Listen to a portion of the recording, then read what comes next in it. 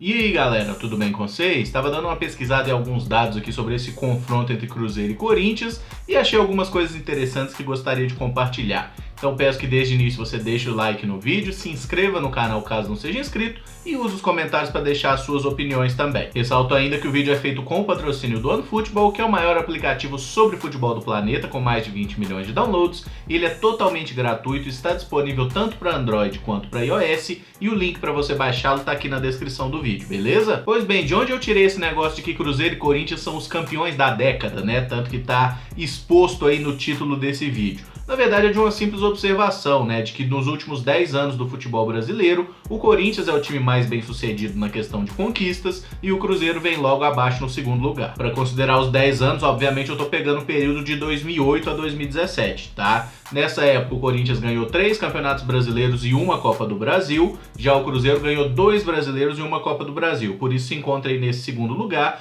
Depois a gente tem com 3 títulos também o Palmeiras, que ganhou 1 brasileiro e 2 Copas do Brasil, mas como todos concordamos, né, o Campeonato Brasileiro é o principal campeonato do país, então isso coloca o Cruzeiro à frente do Palmeiras nesse ranking simplesmente pelo peso que cada competição tem. Abaixo do Palmeiras vem o Fluminense com 2 conquistas de Campeonato Brasileiro. E por que o Fluminense com 2 brasileiros está abaixo do Palmeiras, que tem 1 brasileiro e 2 Copas do Brasil? Porque o Palmeiras ganhou 3 títulos, o Fluminense ganhou 2, né? Acho que o primeiro critério é sempre o número de conquistas, depois a gente atribui o peso a cada competição. Voltando ao assunto, após o Fluminense temos o Flamengo com 1 título brasileiro em 2009 e uma Copa do Brasil. Depois disso temos o São Paulo, que ganhou um Campeonato Brasileiro em 2008 e 5 clubes que venceram uma Copa do Brasil no período: Santos, Vasco, Atlético Mineiro, Grêmio e Sport. Fechando a análise dos números, eu tô falando apenas de competições de primeiro escalão, tá? De Campeonato Brasileiro da Série A e de Copa do Brasil. Então não estou falando de conquistas internacionais, que o Corinthians também tem algumas importantes, Libertadores e Mundial de Clubes inclusive, mas apenas de títulos de primeira divisão em caráter nacional. Também não entra a Série B 2008 que o Corinthians ganhou, inclusive com o nosso atual treinador Mano Menezes no comando. E eu resolvi trazer esses dados para mostrar um pouco mais o tamanho que tem essa competição e como vai ser difícil a gente ganhar essa final. O Corinthians é um time que tem muita chegada, é um time que cresceu muito a partir da década de 90 e é uma característica que o Cruzeiro também compartilha um pouco. O Cruzeiro teve times maravilhosos na década de 60 e 70, depois passou por uma entre-safra ali na década de 80, que não foi tão bem sucedida assim, e nos anos 90 o Cruzeiro se consolidou como um time muito copeiro.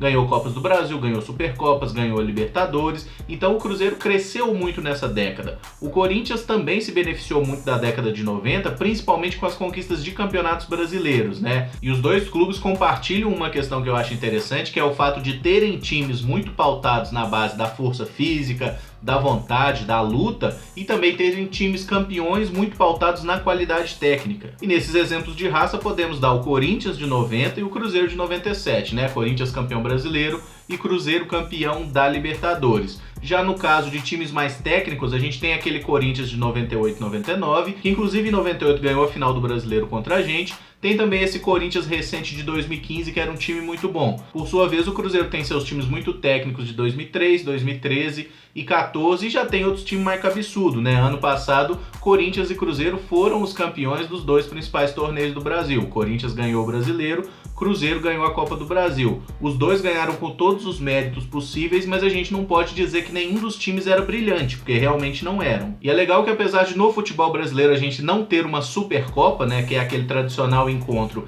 entre o campeão da Liga e o campeão da Taça Nacional, acaba que Cruzeiro e Corinthians vão protagonizar uma espécie de Supercopa natural, fazendo agora a decisão da Copa do Brasil. Além do título que vale muito para as duas equipes, além da vaga na Libertadores que os dois times estão com dificuldade para conseguir no campeonato, tem também a questão da premiação, né, que é muito importante para os dois clubes que vivem situação financeira complicada. Para não faltar tempero na história, ainda tem o fator Mano Menezes, treinador que foi muito importante na história do Corinthians, começando a consolidar esse estilo de jogo que vem desde Mano, passando por Tite, por Carille e tudo mais.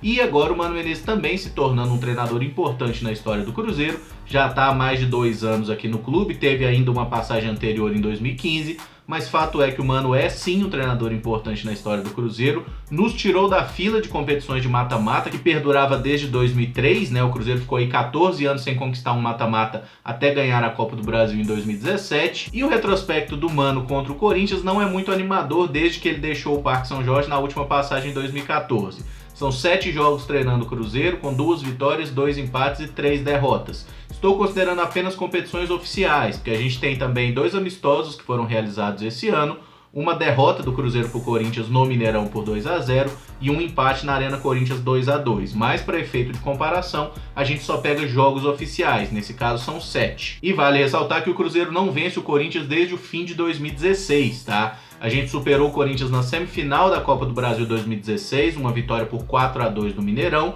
e poucas semanas depois pegou o Corinthians na última rodada do Campeonato Brasileiro, que por sinal foi aquela rodada adiada por causa do acidente da Chapecoense, passou para o fim de semana seguinte. Os clubes jogaram no Mineirão e o Cruzeiro venceu na ocasião por 3-2. Ano passado foram 2 jogos pelo Campeonato Brasileiro, empate no Mineirão, vitória do Corinthians em São Paulo, e esse ano no primeiro turno o Corinthians nos venceu novamente, dessa vez por 2-0. Além, é claro, dos amistosos que eu já citei durante a parada para a Copa do Mundo.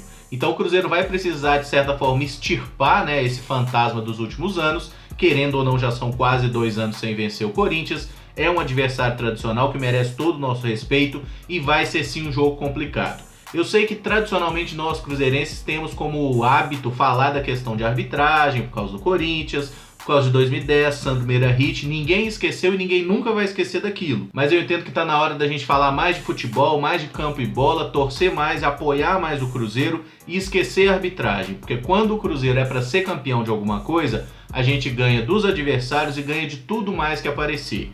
Então vamos apoiar o nosso time para conquistar esse título que vai ser muito importante para a temporada, mas é óbvio que o Corinthians é um grande adversário e vai ser um duelo foda. Bom galera, o vídeo fica por aqui, então hoje mais tarde, ali às 18 horas, entra aí o pré-jogo com as prováveis escalações e todos os detalhes a mais dessa primeira partida da decisão entre Cruzeiro e Corinthians, beleza? Se gostou do vídeo, deixa o like, se inscreve no canal caso não seja inscrito e usa os comentários para deixar a sua opinião. Muito obrigado por acompanhar, um abraço, até o próximo vídeo. Valeu!